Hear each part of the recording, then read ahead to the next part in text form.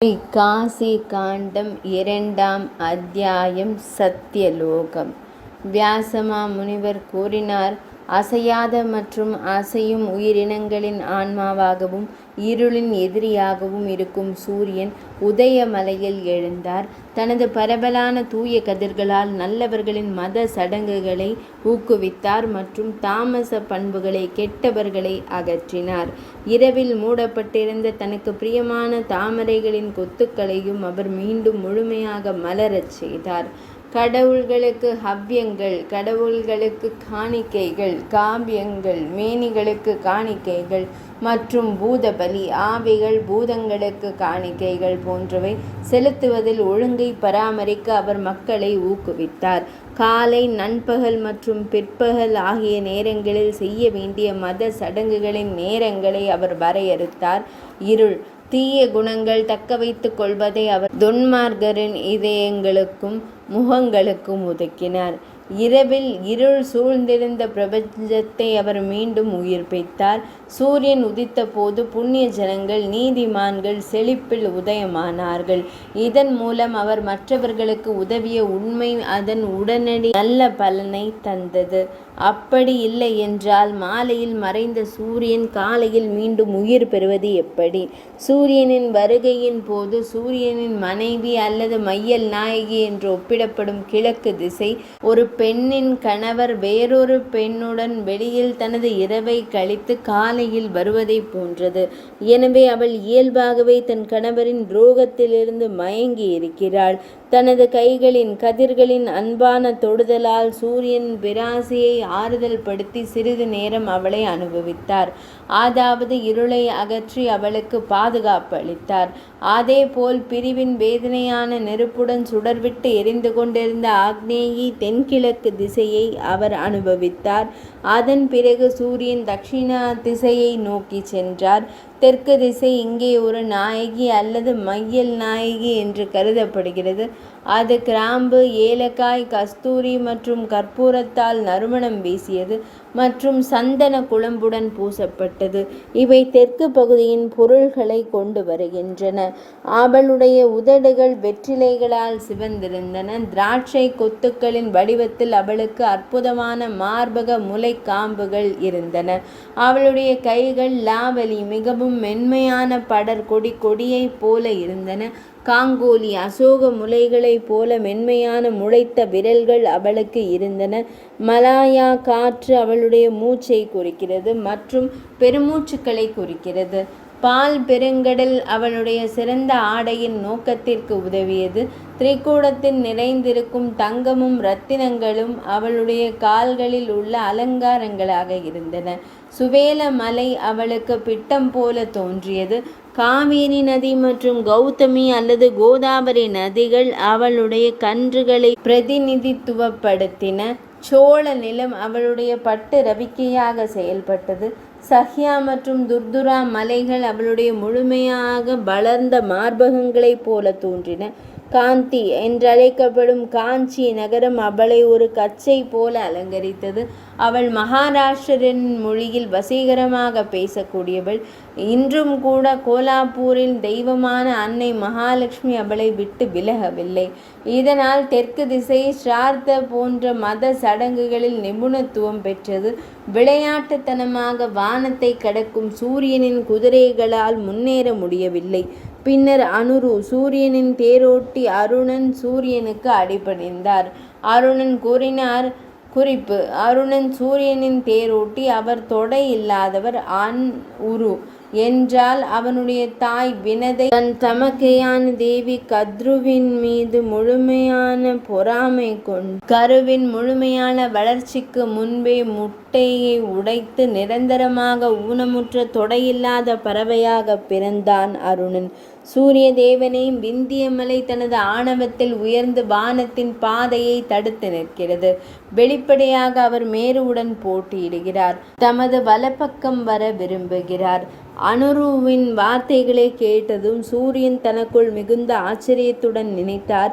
வானத்தின் பாதை கூட அடைக்கப்படுகிறது. வியாசமா முனிவர் கூறினார், பாழடைந்த பாதையில் நிறுத்தப்பட்ட வீர சூரியனால் கூட என்ன செய்ய இயலும்? ஒரு மனிதன் மிகுந்த அவசரத்தில் இருக்கலாம், ஆனால் தனியாக இருந்தால் தடைப்பட்ட பாதையை எப்படி கடக்க இயலும்? ராகுவின் கரங்களுக்குள் கிரகணத்தின் போது துன்பகரமாக பிடிக்கப்பட்டாலும் ஒரு கணம் கூட அவன் செயலற்றவனாக இருப்பதில்லை. ஆனால் வெற்றிடத்தின் பாதையில் தடைப்பட்டால் அவனால் என்ன செய்ய இயலும்? விதி சர்வ வல்லமை வாய்ந்தது. மனித கணக்கீட்டின்படி கண்ணிமைக்கும் நேரத்தில் 2202 யோஜனையில் பாதி நேரத்தை கடப்பவன் ஒரு கணம் கூட நிற்கிறான். நேரம் அதிக நேரம் கடந்தபோது கிழக்கு மற்றும் வடக்கில் இருந்த மக்கள் மிகவும் துயரமடைந்தனர். ஏனெனில் சூரியனின் கடுமையான கதிர்கள் அவர்களை வெப்பத்தால் அடக்கின. மேற்கு மற்றும் தெற்கில் இருந்த மக்கள் கனத்த தூக்கத்தில் கண்களை மூடிக்கொண்டனர். அவர்கள் தொடர்ந்து படுத்துக்கொண்டே நட்சத்திரம் மற்றும் கிரகங்களால் சூழப்பட்ட வானத்தை பார்த்தார்கள். சூரியன் இல்லாததால் இது பகல் அல்ல, சந்திரன் இல்லாததால் இது இரவு அல்ல. நட்சத்திரங்கள் மறைந்த வானத்தில் பகலின் நேரத்தை தீர்மானிக்க முடியவில்லை. முழு பிரபஞ்சமும் திடீரென்று கரைந்து விடுமா? ஆனால் அது எப்படி நடக்கும்? பிரளய வெள்ளம் காலத்தின் மேகங்கள் பூமியை மழையால் நிரப்புவதில்லை. பூமியின் முழு இடமும் ஸ்வாஹா மற்றும் ஸ்வதா மற்றும் வஷத், அதாவது சடங்குகள் உச்சரிப்பிலிருந்து மறைந்துவிட்டது.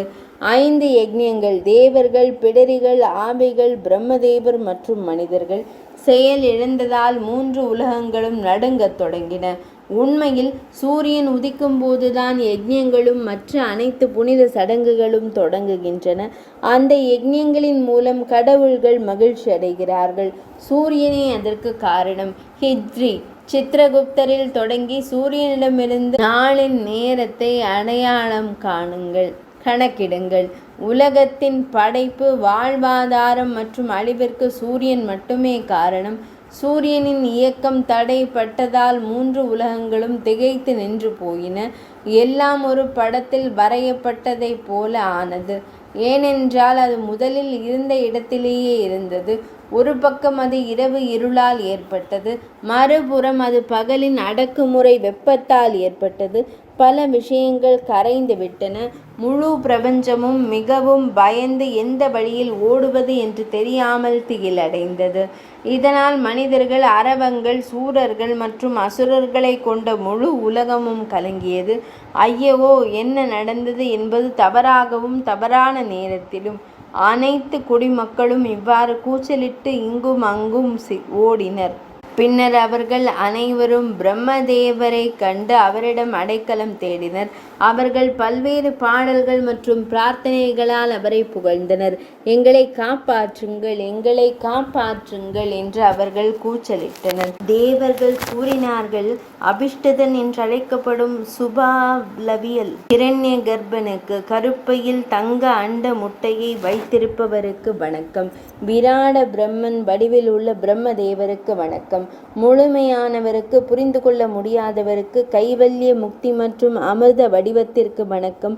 தேவர்கள் புரிந்து கொள்ளாத உணர்வு வடிவிலான அந்த ஆத்மாவிற்கு வணக்கம்.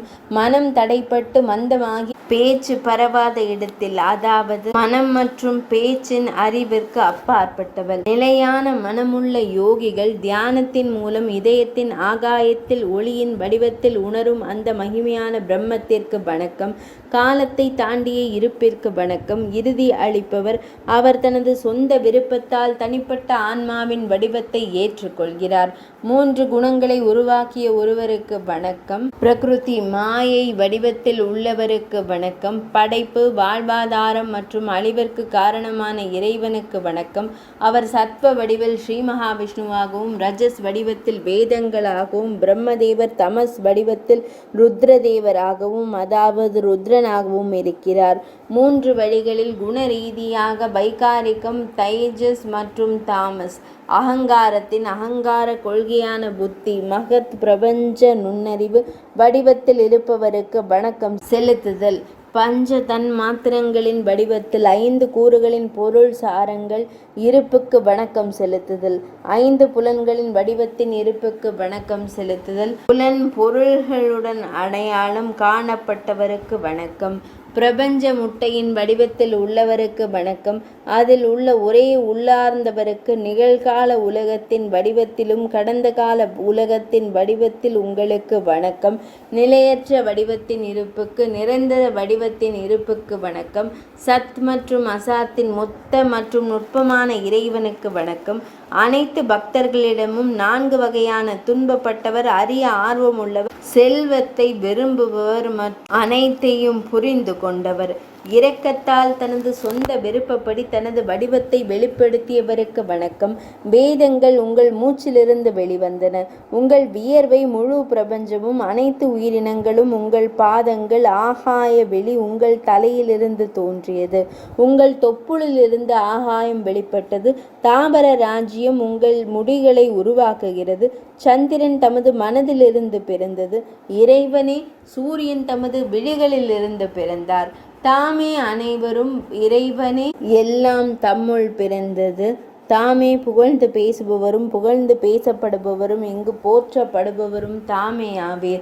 இறைவனே, இந்த கண்ணிற்கு தெரியும் பிரபஞ்சம் முழுவதும் தம்மால் வியாபித்துள்ளது. மீண்டும் மீண்டும் தமக்கு வணக்கம் செலுத்தப்படுகிறது. இவ்வாறு பிரம்மதேவரை புகழ்ந்து பாடிய பிறகு தேவர்கள் நீண்ட நேரான மரக்கட்டையை போல தரையில் விழுந்து வணங்கினர். மகிழ்ச்சி அடைந்த பிரம்மதேவர் சொர்க்கவாசிகளுக்கு பதிலளித்தார். பிரம்மதேவர் கூறினார், யதார்த்தத்திற்கு ஏற்ற இந்த புகழில் நான் மகிழ்ச்சி அடைகிறேன். என்னை வணங்கிய சூரர்களை எழுந்திருங்கள். நான் மகிழ்ச்சி அடைகிறேன். ஒரு சிறந்த வரத்தை தேர்ந்தெடுங்கள். இந்த ஜெபத்தின் மூலம் என்னையோ அல்லது ஹரனையோ அல்லது ஸ்ரீ மகாவிஷ்ணுவையோ யாராவது தினமும் துதித்தால் நாம் அனைவரும் எப்போதும் அவருடன் மகிழ்ச்சி அடைவோம். அவருடைய அனைத்து ஆசைகள், மகன்கள், பேர குழந்தைகள், கால்நடைகள் மற்றும் தயாராக உள்ள பணம், அனைத்து அதிர்ஷ்டம், நீண்ட ஆயுள், ஆரோக்கியம், அச்சமின்மை மற்றும் போரில் வெற்றி ஆகியவற்றை அவருக்கு வழங்குவோம். நாம் அவருக்கு இம்மையிலும் மறுமையிலும் அனைத்து இன்பங்களையும் அத்துடன் நித்திய ரட்சிப்பையும் வழங்குவோம். அவர் நினைத்தாலும் விரும்பினாலும் அது நிறைவேறும். இந்த புகழாரம் அபிஷ்டாதா, விரும்பியவற்றை தருவது என்று அழைக்கப்படும். இது அனைத்து இயற்கைக்கு அப்பாற்பட்ட சக்திகளையும் வழங்கும். இந்த சிறந்த பிரார்த்தனையை அனைத்து முயற்சிகளுடனும் படிக்க வேண்டும், கூற வேண்டும். மீண்டும் வேதங்கள் சூரர்களிடம் பேசினார்கள். அவர்கள் தம்முன் சாஷ்டாங்கமாக விழுந்து வணங்கி எழுந்தார்கள். தாங்கள் அனைவரும் மகிழ்ச்சியாகவும் நிலையாகவும் இருங்கள். இங்கேயும் சத்தியலோகத்தில் ஏன் நீங்கள் குழப்பமடைகிறீர்கள்? இவை அனைத்தும் வேதங்களின் உருவகப்படுத்தப்பட்ட வடிவங்கள், வித்யைகள், 14 புராணங்கள், பணக்கொடைகள், உண்மை, பக்தி, தவம் மற்றும் சுய கட்டுப்பாடு ஆகியவற்றை உள்ளடக்கிய யஜ்ஞங்கள். இது பிரம்மச்சரியத்தின் ஒழுக்கமான வாழ்க்கை. இது தீங்கற்ற பாரதி, பேச்சு தெய்வம். இவர்கள் ஸ்ருதிகள், ஸ்மிருதிகள் மற்றும் இதிகாசங்களின்படி நன்கு நிறைவேற்றப்பட்ட குறிக்கோள்களை கொண்ட நபர்கள். பின்வருவனவற்றில் எதுவும் இங்கே இல்லை: கோபம், போட்டி, பேராசை, காமம், தைரியமின்மை, பயம், வன்முறை, கோணல், பெருமை, கண்டனம் மற்றும் தூய்மையானது. சூரர்களே, இங்கு காணுங்கள். இவர்கள் வேதங்களிலும் துறவரத்திலும், அதாவது படிப்பில் மூழ்கிய பிராமணர்கள். இவர்கள் தவம் மட்டுமே செல்வமாக இருக்கும் துறவிகள். இவர்கள் மாதாந்திர விரதங்கள், அரையாண்டு விரதங்கள் மற்றும் சாதுர்மாசிய விரதங்கள், 4 மாதங்கள் விரதங்கள் போன்ற பல்வேறு விரதங்களை தவறாமல் கடைபிடிக்கும் நபர்கள். இவர்கள் கற்புமணந்த பெண்கள். இவர்கள் மற்றவர்கள் பிரம்மச்சாரி மத மாணவர்கள். இவர்கள் மற்ற ஆண்களின் மனைவிகளிடம், அதாவது தங்கள் உணர்ச்சிகளை கட்டுப்படுத்தியவர்கள், அன்னகர்கள் போல நடந்து கொள்ளும் நேர்மையான தோழர்கள். இவர்கள் தங்கள் தாய்மார்களுக்கும் தந்தையர்களுக்கும் பக்தியுடன் சேவை செய்தவர்கள். இவர்கள் பசுக்களை பாதுகாக்க முயன்றதில் கொல்லப்பட்டவர்கள். இவர்கள் விரதங்கள், தானங்கள், ஜபங்கள், யஜ்ஞங்கள், வேதங்களை படிப்பது, பிராமணர்களை சாந்தப்படுத்துதல், பிராமணர்கள் செய்ய வேண்டிய பானங்கள், புனித தலங்கள், தவங்கள், மற்றவர்களுக்கு உதவுதல் மற்றும் கண்ணியமான மற்றும் உயர்ந்த நபர்களின் வழக்கமான பழக்க வழக்கங்கள் மற்றும் நடைமுறைகள் ஆகியவற்றிலிருந்து கிடைக்கும் நன்மைகளுக்காக ஒருபோதும் ஏங்காதவர்கள். இவர்கள் காயத்ரி மந்திரத்தின் ஜபத்தை தவறாமல் செய்பவர்கள். இவர்களே அக்னிஹோத்திரங்களை தவறாமல் செய்பவர்கள். இவர்களே த்விமுகி கௌசை, 2 முகங்களை கொண்ட பசு. கன்று கரையை தொடுவதற்கு முன்பு கன்று ஈனும் நேரத்தில் பசு. இவர்களே கபில, பழுப்பு நிறத்தில் அல்லது மற்றவர்களின் கூற்றுப்படி முற்றிலும் வெள்ளை நிறங்களில் பசுக்களை பரிசாக அளித்தவர்கள். இவர்கள் எந்த ஆசைகளையும் விரும்பாதவர்கள். இவர்கள் தொடர்ந்து சோமசாற்றை அருந்துபவர்கள். இவர்கள் பிராமணர்களின் பாதங்களை சுத்தம் செய்யும் நீரை அருந்துபவர்கள். இவர்கள் புனித நதியான சரஸ்வதியின் இறந்தவர்கள். பிராமணர்களுக்கு கட்டுப்பட்டு சேவை செய்தவர்கள். இவர்கள் எனக்கு மிகவும் பிடித்த பிராமணர்கள். பணப்பரிசுகளை ஏற்றுக்கொள்ள முடியும், ஆனால் அவ்வாறு செய்யவில்லை. புனித தலங்கள் மற்றும் ஆலயங்களில் பணப்பரிசுகளை ஏற்றுக்கொள்வதை கவனமாக தவிர்த்து வந்தவர்கள். சூரியன் மகரத்தில் இருக்கும்போது பிரயாகையில் மாசி மாதம் முழுவதும், அதாவது ஜனவரி பிப்ரவரி மாதங்களில் அதிகாலையில் நீராடிய சூரிய பிரகாசமும் தூய ஆன்மாக்களும் கொண்டவர்கள் இவர்கள். இவர்கள் மாசுக்கள் இல்லாத தூய உடல்களை கொண்ட தகுதியானவர்கள். கார்த்திகை மாதத்தில் 3 தினங்கள் வாரணாசி மற்றும் பஞ்சநாதத்தில் பஞ்சகங்கை கட்டத்தில் புனித நீராடியவர்கள். மணிகர்ணிகாவில் புனித நீராடி பிராமணர்களை பண பரிசுகளால் மகிழ்வித்தவர்கள் இவர்கள். அவர்கள் நிச்சயமாக அனைத்து இன்பங்களையும் அனுபவிப்பார்கள். மேலும் ஒரு கல்ப காலம் என் நகரத்தில் தங்குவார்கள். அந்த புண்ணியத்தால் உந்தப்பட்டு அவர்கள் காசியை அடைவார்கள். சந்தேகத்திற்கு இடமின்றி விஸ்வேஸ்வரனின் பிரபஞ்சத்தின் இறைவன் ஈசனாரின் அருளால் முக்தியை அடைவார்கள். அபிமுக்தத்தில் மனிதர்களால் செய்யப்படும் புனித சடங்குகள் அவை மிக சிறியதாக இருந்தாலும் நல்வாழ்வை தரும். அதன் பலன் மற்ற பிறவிகளில் விடுதலை. விஸ்வேஸ்வரரின் புனித தலத்தில் மரண பயம் இல்லை. அங்கு அனைவரும் தங்கள் விருப்பமான விருந்தினராக மரணத்தை எதிர்பார்க்கிறார்கள். அசுத்தங்களிலிருந்து விடுபட்ட என் அருகில் நிற்கும் இந்த அங்கங்களை உடைய மனிதர்கள் குருக்ஷேத்திரத்தில் பிராமணர்களிடையே களங்கமற்ற தூய வழிகளில் பெறப்பட்ட செல்வத்தை பிரித்தவர்கள். தாத்தாக்கள் ஒரு பிராமணர் மூலம் தாத்தாவை சாந்தப்படுத்தியவர்களின் தாத்தாக்கள் இவர்கள். அவரை அவர்கள் தாத்தாவாக அணுகினர். தேவர்களே, என் உலகம் ஜபம் அல்லது வழிபாட்டால் புனித நீராடுதல் அல்லது பணக்கொடை மூலம் அடையப்படவில்லை. தாம் பானங்கள் மூலம் ஒரு பிராமணரை சாந்தப்படுத்துவதன் மூலம் இது அடையப்படுகிறது. சாந்து, பூச்சி மற்றும் பிற பொருள்களால் அலங்கரிக்கப்பட்ட இல்லங்கள் மற்றும் படுக்கைகளுடன் பரிசாக வழங்கப்பட்ட நபர்களின் அரண்மனைகள் இவை. வேதங்களை படிப்பதற்கான அரங்குகளை உருவாக்குபவர்கள், வேதங்களை கற்பிப்பவர்கள், ஒரு கிருபையை உருவாக்குபவர்கள், கல்வி அறிவு பெற்றவர்கள், புராணங்களை சொல்லி விளக்குபவர்கள், புராணம் மற்றும் பிற நூல்களை கொடுப்பவர்கள், தர்ம சாஸ்திரங்களை வேத நூல்களை பரிசளிப்பவர்கள் என் நகரத்தில் வசிக்கிறார்கள். யக்ஞம், திருமணம் அல்லது புனித சப்தங்களுக்காக ஒரு பிராமணருக்கு வரம்பற்ற செல்வத்தை வழங்குபவர்கள் இங்கே நெருப்பை போல பிரகாசமாக இருப்பார்கள். ஒரு மருத்துவமனையை கட்டி ஒரு மருத்துவரை ஆதரிப்பதில் ஆர்வம் உள்ளவர் கல்பத்தின் இறுதி வரை இங்கேயே தங்கி அனைத்து வகையான இன்பங்களையும் அனுபவிக்கிறார். துன்மார்கரின் தொல்லைகளிலிருந்து விடுபட்ட புனித தலங்களை உருவாக்குபவர்கள் என் சொந்த பிறந்த குழந்தைகளைப் போல என் உள் அடுக்குமாடி குடியிருப்பில் மரியாதைக்குரியவர்கள். பிராமணர்கள் உண்மையில் விஷ்ணுமூர்த்தி அல்லது சம்புமூர்த்தி அல்லது எனக்கு மிகவும் பிடித்தவர்கள். நாம் அவர்களின் வடிவத்தில் பூமியில் சுதந்திரமாக சுற்றி திரிகிறோம். பிராமணர்களுக்கும் பசுக்களுக்கும் ஒரு அலகை உருவாக்குகிறார்கள். அவை 2 பிரிவுகளாக பிரிக்கப்படுகின்றன. ஒரு பக்கத்தில் மந்திரங்கள், அதாவது பிராமணர்களின், மற்றும் மறுபுறம் ஹவிஸ், நெய் காணிக்கை. பிராமணர்கள் நகரும் புனித தலங்கள் மற்றும் முழு பூமியின் நலனுக்காக உருவாக்கப்பட்ட புனித நதிகள். அவர்களின் ஞானமான பேச்சின் நீரால் மட்டுமே தூய்மையற்றவர்கள் தூய்மை அடைகிறார்கள். பசுக்கள் புனிதமானவை மற்றும் ஒப்பற்ற சிறந்த மங்களகரமானவை. அவற்றின் குளம்புகளிலிருந்து எழும் தூசி துகள்கள் கங்கையின் தீர்த்தத்திற்கு இணையானவை. அனைத்து புனித தலங்களும் அவற்றின் கொம்புகளின் நுனியில் உள்ளன. அனைத்து மலைகளும் அவற்றின் குளம்புகளின் நுனியில் உள்ளன. 2 கொம்புகளுக்கு இடையில் பெரிய தெய்வமான கௌரி தேவி இருக்கிறார். குள்ளு தாத்தாக்கள் ஒரு பசு பரிசளிக்கப்படுவதை கண்டு நடனமாடுகிறார்கள். அனைத்து முனிவர்களும் மகிழ்ச்சி அடைகிறார்கள். தெய்வங்களுடன் சேர்ந்து நாம் ஒரு பசு பரிசாக பெறும்போது மகிழ்ச்சி அடைகிறோம். பாவங்கள் தொடர்ந்து அழுகின்றன. வறுமையும் நோய்களும் கூடவே வருகின்றன. பசுக்கள் உண்மையான தாயை போலவே முழு உலகத்தையும் எல்லா வகையிலும் பாலூட்டும் தாய்மார்கள்.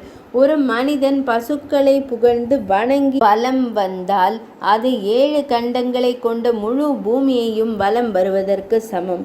பசுக்களின் வடிவிலான லக்ஷ்மி தேவி அனைத்து உயிரினங்களிலும் வசிப்பவள், அனைத்து கடவுள்களிலும் நிலை பெற்றவள்.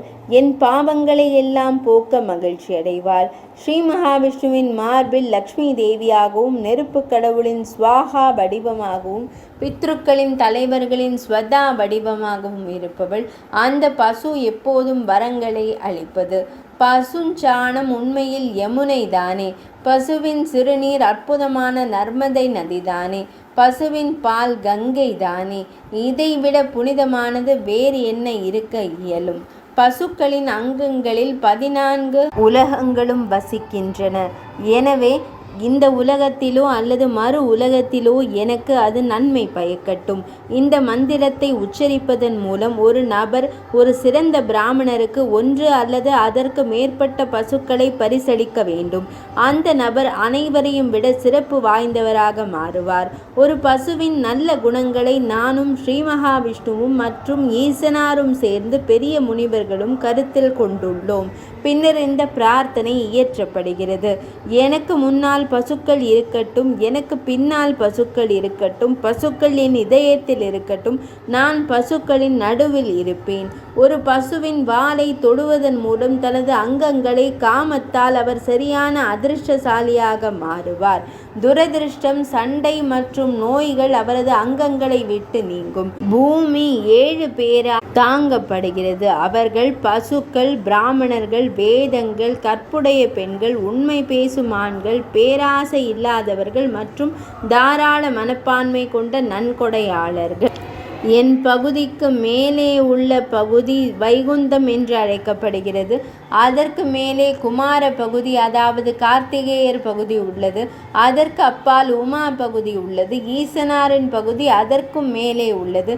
கோலோகம், பசுக்களின் பகுதி அருகில் உள்ளது. பசு தாய்மார்கள், சுசீலை மற்றும் பிறர் அங்கு உள்ளனர். அவர்கள் ஈசனாரின் விருப்பமானவர்கள். பசுக்களை மேய்த்து பராமரிப்பவர்கள், பசுக்களை தானம் செய்பவர்கள் இந்த உலகங்களில் ஒன்றில் அனைத்து செழிப்புடன் தங்குவார்கள். பசுக்களை தானம் செய்பவர்கள் பால் ஆறுகள் பாயும் இடத்திற்கு செல்கிறார்கள். அங்கு பால் புட்டு வண்டல்களை உருவாக்குகிறது. எந்த முதுமையும் அவர்களை துன்புறுத்துவதில்லை. ஸ்ருதிகள், ஸ்மிருதிகள் மற்றும் புராணங்களை நன்கு அறிந்தவர்கள் உண்மையான பிராமணர்கள் என்று போற்றப்படுகிறார்கள். மற்றவை பிராமணர்கள் என்ற பெயரை மட்டுமே தாங்கியுள்ளன. அவை முந்தையவற்றின் வழிகாட்டுதல்களின்படி செயல்படுகின்றன. ஸ்ருதி மற்றும் ஸ்மிருதி 2 விழிகள். புராணம் இதயம் என்று பேசப்படுகிறது. ஸ்ருதி மற்றும் ஸ்மிருதி இல்லாதவன் குருடன். அவற்றில் ஒன்று இல்லாதவன் ஒரு கண் குருடன். புராணம் இல்லாத இதயமற்றவனை விட 1 கண் அல்லது 2 கண்களும் இல்லாத குருடர்கள் சிறந்தவர்கள். ஸ்ருதி மற்றும் ஸ்மிருதியில் குறிப்பிடப்பட்டுள்ள புனித சடங்குகள் மற்றும் பக்தி நடைமுறைகள் புராணத்தில் விரிவாக கூறப்பட்டுள்ளன. எல்லா இடங்களிலும் மகிழ்ச்சியை விரும்பும் எவரும் அந்த உண்மையான பிராமணருக்கு ஒரு பசுவை பரிசாக வழங்க வேண்டும். பிராமணர் என்ற பெயரை கொண்ட ஒருவருக்கு மட்டுமே அதை கொடுக்கக்கூடாது. அவர் தானம் செய்பவரை வீழ்ச்சிக்கு இட்டு செல்லக்கூடும். ஒருவருக்கு புனிதமான நடைமுறைகள் மற்றும் புனித சடங்குகள் மற்றும் அறிவில் தீவிர ஆசை இருந்தால் அது பாவங்களுக்கு பயப்படுபவர். ஒருவர் புனிதமான மற்றும் பயமுறுத்தும் சடங்குகளின் வேர்களான புராணங்களை கேட்க வேண்டும். 14 புராணங்களில் புராணம் சிறந்த ஒளிரும் விளக்கு. அதன் பிரகாசம் காரணமாக குருடர்கள் கூட எங்கும் உலக விவகாரங்களில் கடலில் விழமாட்டார்கள். எனது பகுதியை அடைய விரும்புபவர் புராணங்களை எப்போதும் கேட்க வேண்டும். அவர்கள் கரையில் வாழ வேண்டும். கங்கை முதலிய நதி தேவதைகள் அவர்கள் எப்போதும் பிராமணர்களை சாந்தப்படுத்த வேண்டும். சூரர்களே, பொதுவாக சத்திய லோகத்தில் உள்ள மரபுகள் மற்றும் ஏற்பாடுகள் என்னால் விவரிக்கப்பட்டுள்ளன. பயத்தால் துன்பப்படுபவர்களுக்கு இது பயத்திலிருந்து விடுதலை அளிக்கிறது. நீங்கள் பயப்பட தேவையில்லை. சூரியனின் பாதையில் தடைகளை உருவாக்கி விந்திய மலை மேருமலையுடன் போட்டியிடுகிறார். அந்த விஷயத்தில் நீங்கள் அனைவரும் இங்கு வந்துள்ளீர்கள். அதற்கான வழிமுறைகளை நான் தங்களுக்கு சுட்டி காட்டுகிறேன். அகஸ்தியர் என்ற மாபெரும் முனிவர் ஒருவர் இருக்கிறார். அவர் மித்திரர் மற்றும் வருணரின் மைந்தன். அவர் தனது மனதை பகவான் விஸ்வேஸ்வரரை நோக்கி செலுத்தியுள்ளார். அவர் இப்போது அனைவருக்கும் விடுதலையை கொண்டு வரக்கூடிய அபிமுக்தரின் பெரிய புனித ஆலயத்தில் இருக்கிறார். அது தாரகத்தில் பிரணவத்தில் போதனை வழங்கவிருக்கும் விஸ்வேஸ்வரால் தலைமை தாங்கப்படுகிறது. நீங்கள் அங்கு சென்று அவரிடம் வேண்டுங்கள். அவர் உங்கள் பணியை நிறைவேற்றுவார். ஒரு முறை இல்பலனின் சகோதரனான வாதாபியை விழுங்கி அல்லது வாதாபி மற்றும் இல்பலன் இருவரையும் கொன்றதன் மூலம் அவர் முழு உலகத்தையும் காப்பாற்றினார். மித்ரனுக்கும் வருணனுக்கும் பிறந்த முனிவரின் பிரகாசம் சூரியனின் பிரகாசத்தை மிஞ்சியது. அன்று முதல் அகஸ்திய மாமுனிவருக்கு அஞ்சாதவர்கள் உலகில் எவரும் இல்லை. இதை கூறிய பிறகு வேதங்களின் கடவுளான பிரம்மதேவர் மறைந்து விட்டார். மகிழ்ச்சியடைந்த தேவர்கள் ஒளிரும் முகங்களுடன் ஒருவருக்கு ஒருவர் பேசிக்கொண்டனர். நாங்கள் மிகவும் பாக்கியவான்கள். தற்செயலாக நாம் காசியையும் தலைமை தெய்வங்களான ஈசனார் மற்றும் கௌரி தேவியையும் சந்திப்போம். பல தினங்களுக்கு பிறகு நம் ஆசை பலிக்கப் போகிறது என்பது எவ்வளவு அற்புதம்! இது போன்ற ஒரு முடிவிற்கு வந்த பின்னர் புண்ணியத்தை தேடும் சூரர்கள் இவ்வாறு கூறினார்கள். காசியின் திசையில் நடக்கும் பாதங்கள் மட்டுமே பாக்கியம் பெற்றவை. பிரம்மதேவர் கூறிய கதையை கேட்பதன் மூலம் கிடைக்கும் புண்ணியத்தின் காரணமாக இன்று நாம் காசியை அடைவோம். புண்ணியத்தின் எடையால் மட்டுமே ஒருவர் 2 நோக்கங்களுக்காக ஒரு பணியை செய்ய முடிகிறது. இவ்வாறு ஒருவருக்கொருவர் உரையாடிக் கொண்டு மகிழ்ச்சியடைந்த சூரர்கள் காசியை நோக்கி வந்தனர். வியாசமா முனிவர் கூறினார், இந்த புண்ணிய கதையை கேட்பவர்கள் தங்கள் எல்லா பாவங்களையும் விட்டுவிட முடியும். அவர்கள் தங்கள் மகன்கள் மற்றும் மனைவிகளுடன் அனைத்து இன்பங்களையும் அனுபவிப்பார்கள். இங்கே வம்சாவளியை நிறுவிய பிறகு அவர்கள் சத்திய லோகத்திற்கு சென்று அங்கு நீண்ட காலம் தங்குவார்கள். அதன் பிறகு அவர்கள் நித்தியத்தை மோட்ச நிலையை அடைவார்கள். 2ஆம் அத்தியாயம் நிறைவடைந்தது.